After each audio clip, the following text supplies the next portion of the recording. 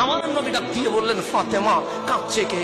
আম্মা জান ফাতেমা হাসি দিয়ে বলে, ইয়া রাসূলুল্লাহ, ঘরে বাচ্চা আছে, বাচ্চা থাকলে তো কাঁদবে। আমার নবী বলে, হুসাইন কাঁদছে না?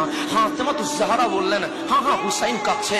আমার রাসূল বললেন, ফাতেমা সবাই কাঁদবে আমি মেনে নিতে পারি, আমার হুসাইন কাঁদলে আমি মানতে পারি না।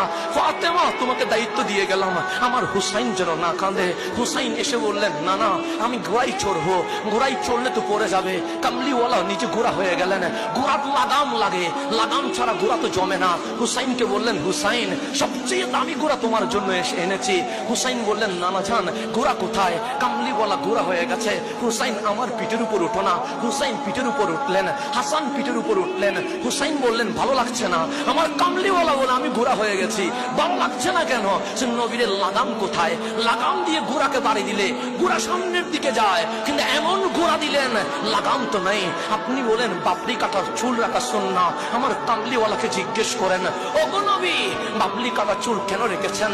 আমার বিস্তান বলছে, হুসাইন যখন বলছে লাগাম কই, কামলিওয়ালা পাগড়ি খুলে বাবলি কাটা চুল ধরে বলে, হুসাইন কে বলেছে লাগাম নাই? আমার বাবলি কাটা চুল আমার হুসাইনের জন্য আমি লাগাম করে দিয়েছি।